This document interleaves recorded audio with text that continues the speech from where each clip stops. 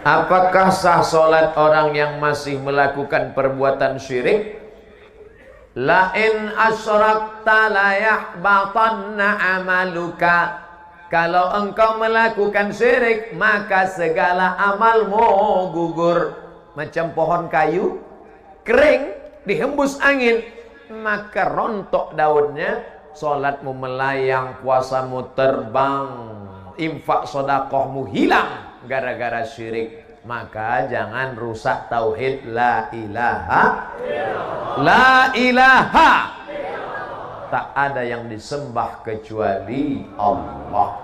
Jangan persekutukan Allah. Nah, ini mentang-mentang orang hebat, terkenal, pejabat, berkuasa, orang kaya, gayanya pede luar biasa. Kenapa dia pede? Rupanya bukan bersandar kepada Allah, tapi karena ada rantai bagi. Gayanya pede luar biasa, berani di hadapan orang, petantang petenteng. Rupanya di dompetnya ada keris kecil yang diambil dari jin, hantu, segala setan. Hai jin, tolong benda-benda gaib datangkan. Datang jinnya, what can I do for you? Kebetulan jinnya jin Inggris. Jangan minta kepada jin. Akhirnya dipakailah cincin yang di dalam batu cincin itu ada jin. Begitu diusap keluar dia. Itu Ustaz Somad pakai cincin. Saya pakai cincin, tidak ada magic-magicnya. Ini hanya sekedar suka hiasan saja. Mereknya pun Casio, kasih orang. Ustaz Somad, ya. Itu Ustaz pakai cincin ada magic-magicnya. Oh ada. Apa magicnya? Ini kalau dipakai duduk di rumah makan nggak bayar. Oh. Hebat Pak Ustaz, duduk aja, jangan makan. Jangan syirik. Jangan percaya kepada perbintangan. Adinda, mohon maaf ya, aku nggak bisa nikah sama kamu. Kenapa? Kamu bintangnya ikan, aku kambing. Apa maksudnya? Kamu kan Pisces, sedangkan aku Taurus. Nanti kambing sama ikan masuk angin. Masih percaya sama yang begitulah. Ingat, kalau sudah cocok sesuai pinang dia, tawakal Allah. Bismillahi tawakkaltu ala Allah. La haula wala quwata illa billahil aliyil azim. Jangan syirik, maka rusak amal ibadah. Katanya Pak Ustaz, kalau kita beramal nanti amal kita akan kita lihat di hadapan Allah. Betul? Faman ya'mal mithqala dzarratin khairan yarah. Salat sunatmu akan kau lihat, puasa sunatmu akan kau lihat. Itu berarti orang yang syirik juga akan melihat amalnya. Iya. Terus amalnya dia lihat tapi tidak bisa menolong. Mau? Wa qadimna ila ma amilu min amalin. Amalnya kami datangkan. Ini sekolah yang kau bangun, ini panti asuhan yang kau bangun, ini orang miskin yang kau tolong. Faja'alna, kami jadikan dia haba'am mansura, seperti debu yang dihembus angin. Ambil debu, letakkan di tangan, hembus. Begitulah amal orang yang syirik. Maka jangan syirik. Kadang kita ini nggak mau syirik, cuman tergoda karena sakit hati. Hai Adinda, nikah sama abang ya. Apa kucing kurap? Kau mau nikah sama aku? Akhirnya marah. Marah itulah yang membuat orang jadi syirik. Minta kepada setan, minta kepada dukun. Diambil ludah anak gadis tadi, dibawa ke dukun. Cinta ditolak, dukun. Hai Pak Dukun. Kan ada lagunya, hai Bapak Dukun. Tolong ini Pak, anak gadis ini sudah menghina aku nggak marah tapi sakit. Jadi gimana? Kamu mau nikah sama dia? Tidak. Najis nikah sama dia. Terus tolong buat dia tidak nikah sampai mati. Akhirnya Pak Dukun mengambil paku, dipakukannya ke pohon duku. Selama duku ini tidak mati, maka dia tidak nikah-nikah. Waduh, kan kasihan itu. Datang Ustaz Somad mencabut paku itu. Akhirnya perempuan itu pun nikah. Enggak ada, ngarang aja. Jangan kalian syirik. Kalian laki-laki kalau disepelekan perempuan, husnuzan sama Allah. Boleh jadi Allah ingin memberikan kalian perempuan yang lebih istiqomah daripada itu. Enggak, jangan pelas-pelasan. Bro, iya, itu istrimu. Iya, tapi perasaan dulu pacar ente cantik. Ini yang lebih istiqomah. Gitu caranya. Gitu ngehibur orang yang tak dapat yang cantik.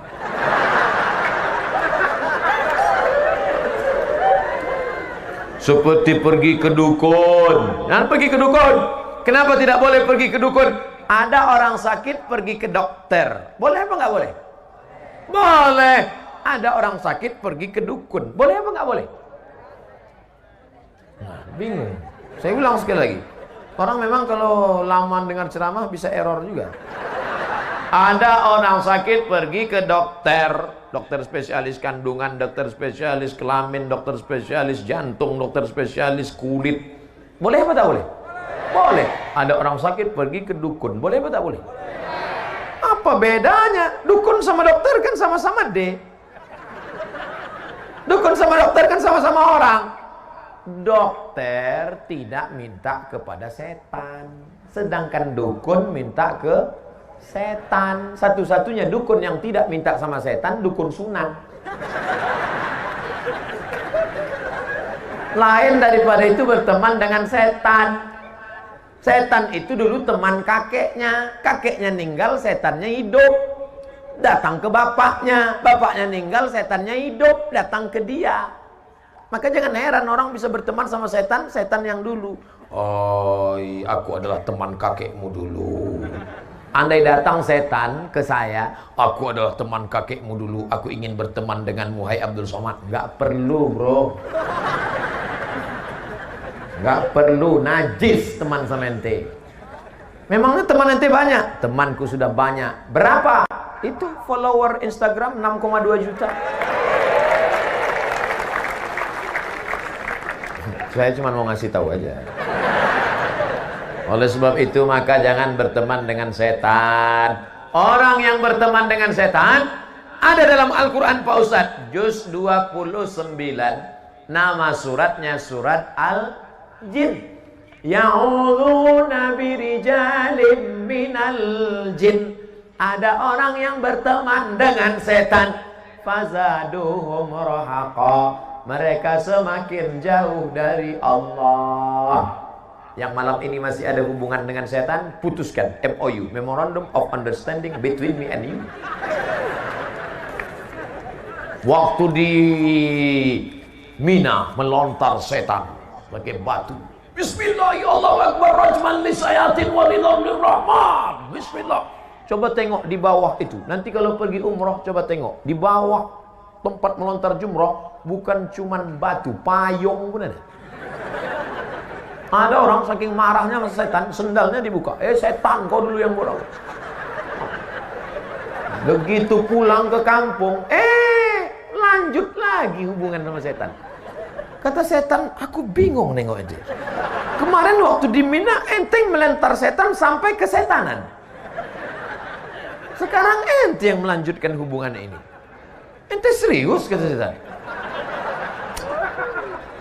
Maka jangan rusak hubungan kita. Makanya kita serahkan semuanya kepada Allah. Inna salati wa nusuki wa mahyaya wa mamati lillah la syarika lahu wa bidzalika umirtu wa ana minal muslimin. Aku hanya berserah diri kepada Allah. Ya Allah, aku ini mau pergi ya Allah ke sebuah pulau bernama Sulawesi. Di bagian atasnya itu ada namanya kampungnya, namanya Gorontalo, provinsi. Di sana nanti aku akan bertemu dengan umat Muhammad sallallahu alaihi wasallam. Maka kulangkahkan kaki bismillah tawakkaltu 'ala Allah la haula wala quwata illa billah. Andai mati saya, maka mati husnul khotimah. Amin. Andai masih hidup, diberikan Allah untuk kelebihan beramal soleh. Tak usah kita terlalu takut menghadapi hidup ini. Resiko hidup adalah mati. Takut mati jangan hidup. Takut hidup mati saja. Apakah mimpi itu dirancang oleh Allah apa oleh setan? Mimpi terbagi. Udah dijawab. Allah kata dia. Masya Allah anakku. Anak-anak serius dengar ceramah 90 menit. Luar biasa itu. Mimpi ada 3. Pertama, mimpi dari Allah namanya ilham. Mimpi dari setan namanya waswasah. Yang ketiga, proses berpikir di waktu siang yang tak selesai terbawa di waktu malam. Maka jangan pernah memikirkan mantan. Takutnya nanti malam tersebut ya, yang kata istrinya, aku di sini bang, bukan engkau, mantan. Habis pindah priuk ke tempat tidur. Nah, ada mimpi dari Allah, ilham. Ada mimpi dari setan. Pak Ustadz, saya ketakutan, tapi takutnya bukan kepada Allah, takut begini, takut begitu. Itu dari setan. Kalau mimpi dari setan, gimana respon kita? Maka bangun malam baca ta'awuz, a'udzu bikalimatillahi tammati min kulli syaitani wa hammati wa min kulli ainin lamah. Enggak ingat bacaan itu Pak Ustadz? A'udzubillahi minasyaitonirrajim. Tiup ke sebelah kiri dengan sedikit air liur. Jangan diludahi. Betulan suaminya tidur sebelah. Bismillahirrahmanirrahim. Emang aku setan gitu lagi. Makanya sebelum tidur itu baca doa.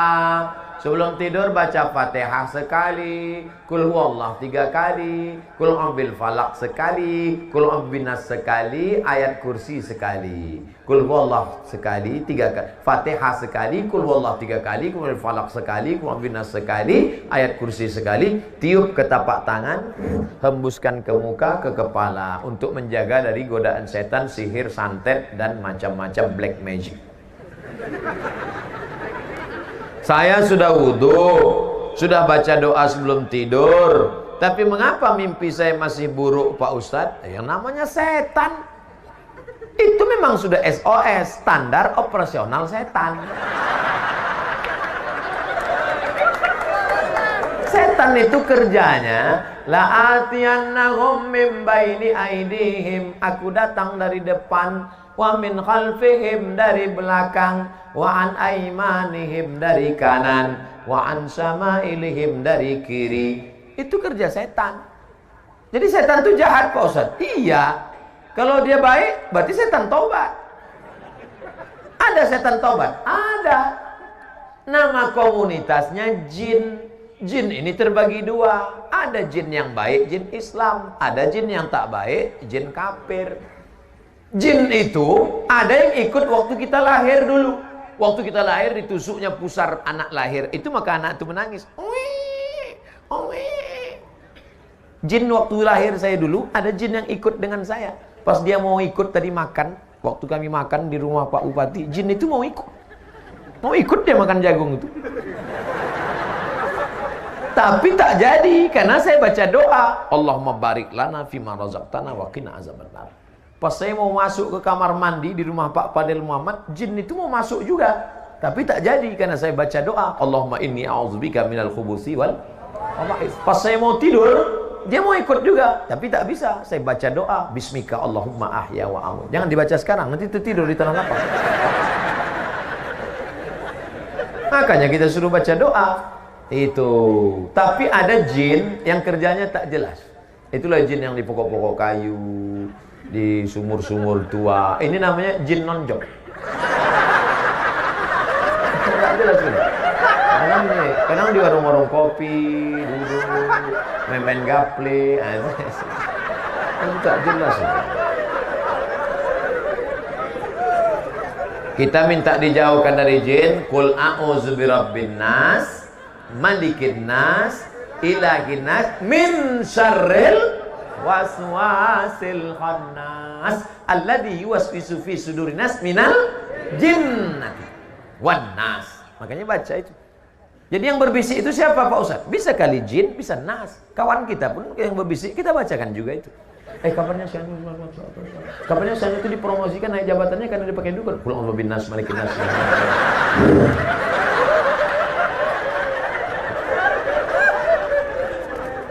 Ustaz, apa hukumnya wanita yang mencintai suami orang?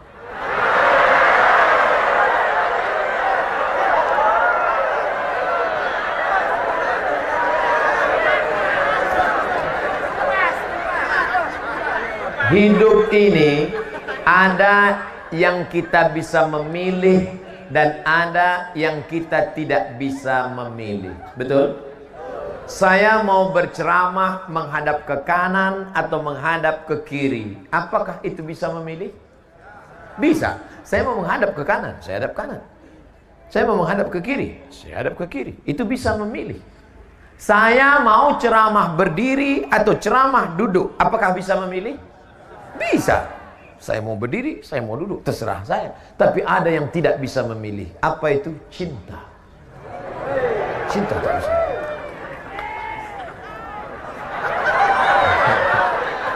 Maka ketika engkau cinta kepada orang, tak bisa dipaksa. Bisa tak? Kau harus cinta. Makanya Kais tak bisa meninggalkan Laila. Karena hatinya sudah tertawan. Sampai akhirnya Kais itu gila. Dan Kais adalah orang yang sembuh di tepi Ka'bah. Ayahnya berdoa di tepi Ka'bah. Dan ketika Kais sudah sehat, maka ditanya oleh orang, Kais, ya, ad-dunya turidu, al-laila turidu amid dunya wa ma fi tawayaha. Kais, kau suka dunia beserta isinya atau Laila? Nama perempuan itu Laila. Kau lebih suka dunia beserta isinya atau Laila? Apa jawab Qais? La ghubaru ni'aliha ahabbu ilayya wa asfali balwa. Debu yang menempel di sendal Laila lebih kucinta daripada dunia beserta isi. Ternyata kalau sudah cinta merasuk, jangankan Laila, jangankan sendalnya, debu menempel di sendalnya lebih kucinta beserta lebih daripada isinya. Oh. Jangan sampai kita diuji dengan cinta, apalagi mencintai bini orang.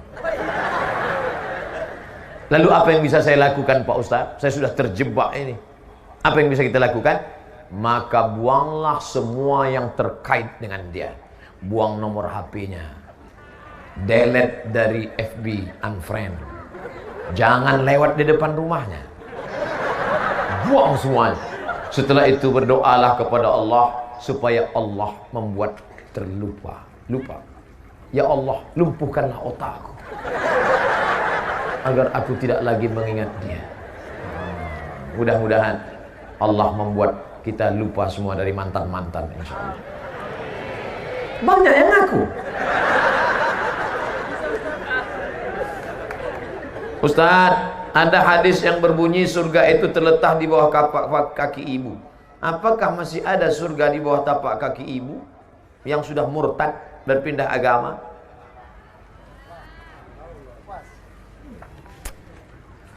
La yahillu damu mri'in muslim illa bi ihda thalath. Tidak halal darah seorang muslim kecuali dia melakukan 3. Yang pertama, an-nafsu bin nafsi, pembunuh. Dalam Islam siapa yang membunuh, maka dia dihukum pancung, mati.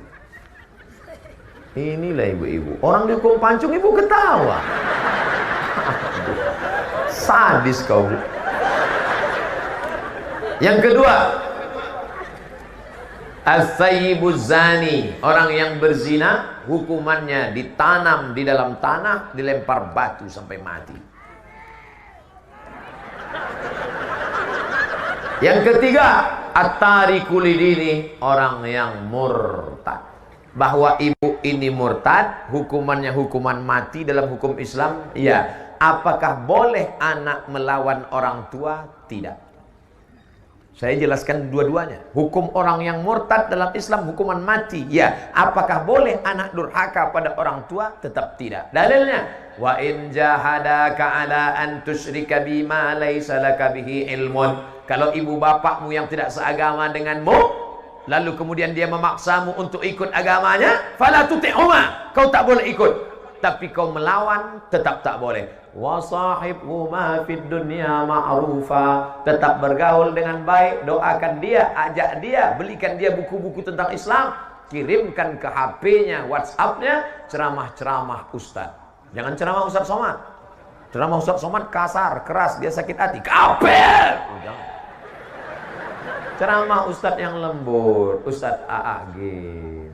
Mari jaga agama akidah kita, jaga hati kita, jagalah hati Jangan kau tangisi, jagalah hati, lentera hidup ini. Kirimkan ceramah Ustaz Arifin Ilham. Ya Allah, berikan hidayah kepada ibu kami, ya Allah. Yang ceramah saya kasar, radikal itu Ustaz Somad itu. Apakah orang yang sukses dengan cara sogok menyogok seluruh hidupnya dia makan hasil yang haram? Ya. La'ana Rasulullah sallallahu alaihi wasallam ar-rashi wal murtashi. Kau dapat ijazah itu kenapa? Sogok. Ijazah itu kau buat kerja kenapa? Sogok. Maka gajimu haram, tunjanganmu haram, SPPD-mu haram, uang luar kotamu haram, gaji 13-mu haram, pensiunmu haram.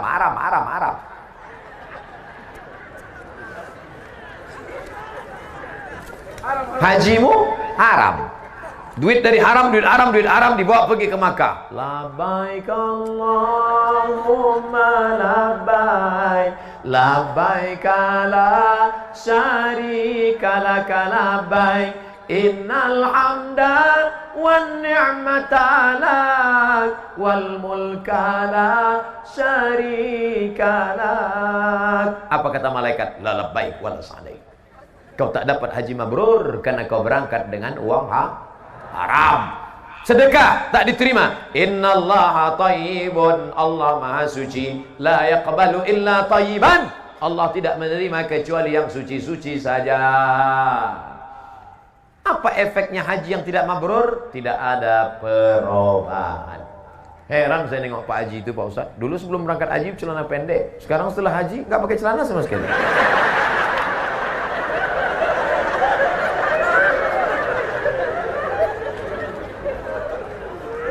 Mudah-mudahan kita selamat dari yang haram.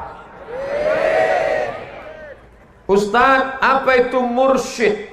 Rasad, jalan yang lurus. Mursyid, orang yang membimbing ke jalan yang lurus. Saya tidak tahu kota Gorontalo, mana airport, mana rumah Pak Fadil Muhammad, mana makam aulia, mana acara. Maka saya dibawa oleh pembimbing. Pembimbing itu namanya mursyid. Dalam proses zikir begitu juga. Kita menuju Allah namanya suluk. Suluk, jalan menuju Allah. Orang yang berjalan namanya salik. Jalan itu namanya tariqah. Tariq, jalan. Tariqat, metode jalan. Orang yang membimbing di jalan itu namanya mursyid. Makanya dalam tarekat Naqsyabandiyah, dalam tarekat Qadiriyah, dalam tarekat Khalwatiyah, orang yang membimbing itu disebut mursyid. Itu mursyid saya itu. Mursyid tarekat Syaziliyah, Habib Yahya di Pekalongan. Habib Lutfi bin Yahya. Itu mursyid dalam tarekat Syaziliyah yang didirikan oleh Imam Abul Hasan Syazili. Nah, itu mursyid. Ulama Pak Ustaz? Al-ulama warasatul anbiya. Ulama orang yang alim. Kalau satu orang alim, kalau banyak ulama. Itu hebatnya bahasa Arab. Kalau satu alim, kalau banyak ulama. Kalau satu ummun, ibu. Kalau banyak ummahat. Kalau bapak satu abun. Kalau banyak aba. Bahasa Indonesia nggak ada itu. Maksudnya tinggal ulang aja. Kalau satu ustaz, kalau banyak ustaz. Makanya siapa yang bisa bahasa Arab 10 kata, dia sudah hafal 20 kata. Karena bentuk tunggal dan jamaknya dihafal. Nah, itu ulama dalam bidang tafsir, itu ulama dalam bidang hadis, itu ulama dalam bidang fiqih. Nah, itu namanya ulama, orang yang berilmu. Tapi saya tadi dipanggil oleh Pak Habib Fadil Muhammad Al-Haddar. Apa kata beliau? Al-alimul allamah, al-ustaz. Oh, itu tinggi sekali. Alim, orang berilmu. Allamah, sangat berilmu. Di tempat saya, kalau nama itu terlalu tinggi, bisa demam. Ini udah terasa agak panas dingin. Begitulah pujian beliau. Itu saya anggap sebagai doa. Doakan supaya Ustaz Somad mati husnul khatimah. Jangan sekarang.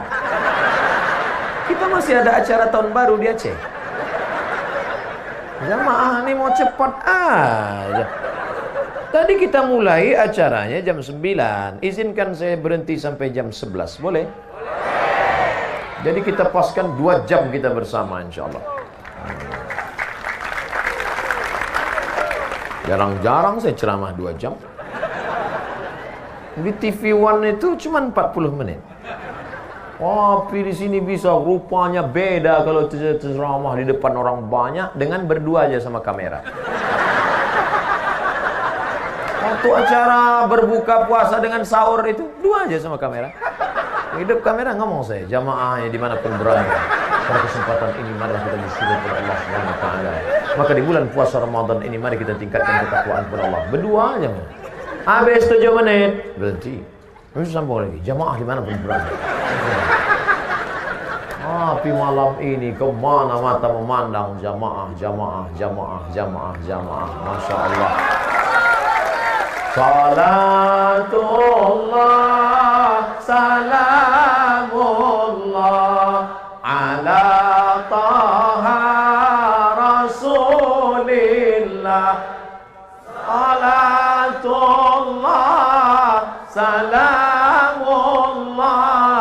ala yasin habibillah. Saya biasanya minta keluarkan senter karena gelap, tak ada lampu. Ini terang benderang, senter pun mati. Tawassalna bi bismillah wa bil hadi rasulillah wa kulli mujahidin lillah bi ahlil badri ya Allah.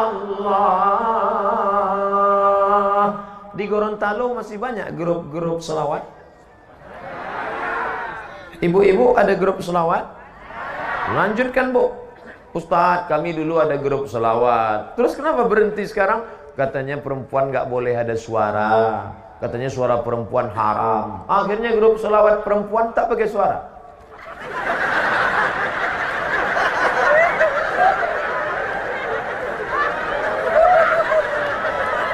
Namanya solawat silent. La ilaha illallah. Sekarang yang laki-laki jangan bersuara, perempuan saja. Karena katanya suara yang haram itu suara yang membangkitkan syahwat. Yang laki-laki diam, yang perempuan saja bersuara. Perempuan yang berada di tubuh perempuan. Karena ada sekarang ngaku perempuan yang berada di tubuh laki-laki. Enggak, yang bersuara perempuan saja. Katanya suara yang bersyahwat itu membangkitkan syahwat haram. Sekarang kita dengar suara perempuan. Salatullah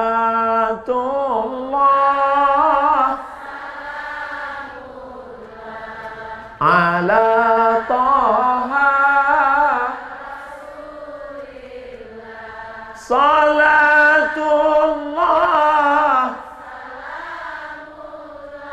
ala yasin. Tolong angkat tangan laki-laki yang bersyahwat.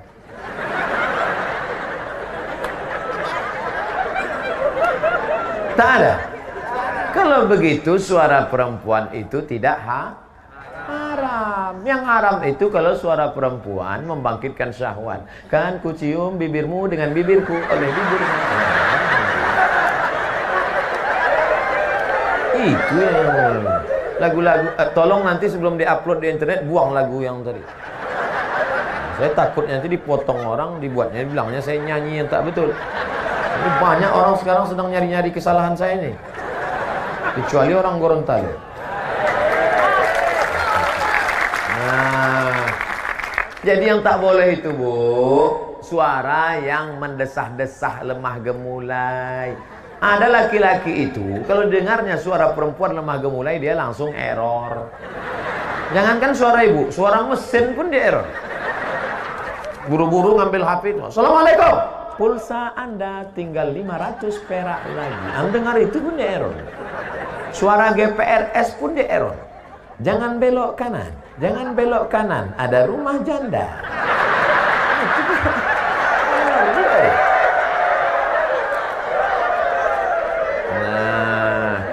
Oleh sebab itu maka Ini kita jaga. Jadi kalau ada grup solawat ibu-ibu di Gorontalo masih punya grup nasyid.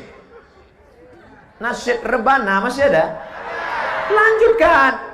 Nanti akad nikah anak pakai rebana, acara akikah pakai rebana, acara walimah pakai rebana. Bismillah tawassalna billah la la la la la.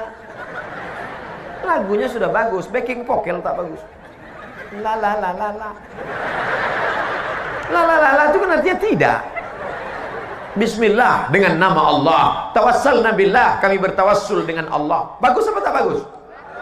Bismillah tawassalna billah na na na na na. Itu baru lagi. Pas ada nanti acara nikah, nyanyikanlah lagu-lagu yang bangkitkan semangat. Barakallahu lakuma wa baraka alaikuma wa jama'a bainakuma. Bagus. Ini dari Padang Arafah terus ke Muzdalifah, bermalam di Mina, melontar 3 jumrah. Bagus. Tentang cerita jamaah haji. Mudah-mudahan kita bisa berkunjung ke Baitullah Haji. Jangan lagu-lagu kayak racun, kucing garong, kabika cikabigam, kiskoskotahe. Yang nyanyi tak paham, yang dengar tak paham, semuanya nganggu. Oh, woman no cry. Ibu-ibu pun setuju pula dengan lagu itu. Dia tak tahu makna lagu itu. No woman no cry. Tak ada perempuan, tak ada tangisan. Itu kan lagu laki-laki yang selalu menangis karena bininya ada. Ini harus cerdas. HP-nya udah cerdas, smartphone. Ustadznya udah cerdas, smartphone. Kertas terakhir.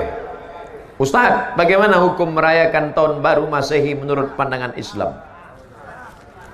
Memakai kalender Masehi. Oh, ini panjang ceritanya. Siap mendengar cerita ini? Ada seorang kaisar dari negeri Romawi. Romawi itu sekarang Rome, Eropa. Kaisar ini namanya Kaisar Julian. Siapa namanya? Kaisar Julian. Kaisar Julian membuat kalender. Itulah dia kalender Januari, Februari, Maret, April. Kebetulan saya lahir bulan Mei. Apa arti Mei? Maybe yes, maybe no. Maka setiap bulan-bulannya ada maknanya. Kaisar Agustinus, dibuatnya Agustus. Ada patung, kepalanya 2, satu ke sana, satu ke sana. Maka patung itulah dibuat tahun bulan pertama, namanya patung Januari. Kenapa Januari dibuat di awal? Karena kepalanya 2, menghadap ke sana 2017, menghadap ke sana 2018, menghadap ke sana 2018, menghadap ke sana 2019. Ini Kaisar Julian punya nama. Lalu kemudian Kaisar Julian meninggal, kalender ini diambil oleh Paus di Vatikan, namanya Paus Gregorius. Siapa namanya? Gregorius. Dirubah nama kalender ini bernama Gregorian Calendar. Makanya cari di internet Gregorian Calendar. Karena yang membuatnya Paus Gregorius. Dimodifikasinya. Ketika PBB, bukan pajak bumi bangunan, Persatuan Bangsa-Bangsa, kalau bahasa daerahnya United Nation. Nation, bangsa-bangsa. United, persatuan. Manchester United, itu sepak bola. Berkumpul bangsa-bangsa, akhirnya PBB mengambil kalender dari Vatikan Gregorian, dipakailah yang dulu sebelumnya kerajaan Goa, kerajaan Islam di Sumatera, kerajaan di Jawa memakai kalender Hijriah Nabi Muhammad SAW untuk diseragamkan di seluruh dunia. Indonesia masuk anggota PBB, dikirimilah kalender itu. Maka Abdul Somad pun memakai kalender itu. Abdul Somad lahir 18 Mei. Tahun biarlah rahasia antara kita. Saya lahir 1977, umur 42. Walaupun kelihatan seperti 22.